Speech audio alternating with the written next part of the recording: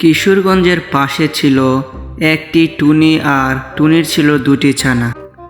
তো হঠাৎ করে টুনি একদিন তার বাচ্চাদেরকে নিয়ে ঘুরতে বেরিয়ে পড়লো। উড়তে উড়তে অনেক দূর যাওয়ার পর বাচ্চারা বলতে থাকে, মা মা আমরা সমোসা খাবো।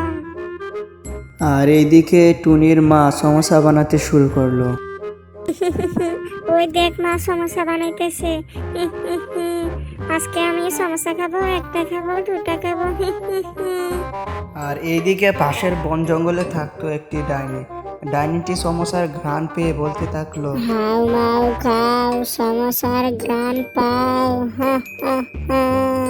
আর এইদিকে টুনির সমোসা বানানো শেষ। টুনি তার ছানাদেরকে নিয়ে সমোসা খাইতে লাগলো। আর সেই সময় একটি ডাইনি এসে তাদের সমোসাগুলো চাইতে লাগলো। এই টুনি, আমাকে সমোসা দে, না হয় তো এর ছানাগুলোকে মেরে ফেলবো। তারপর ডাইনিকে কিছু সমস্যা দিল, তারপর সমস্যা নিয়ে ডাইনিটি চলে গেল। তো আজকের ভিডিও এই পর্যন্ত। ভিডিওটি ভালো লাগলে ভিডিওতে লাইক দিয়ে চ্যানেলটি সাবস্ক্রাইব করে দিবেন। ধন্যবাদ সবাইকে।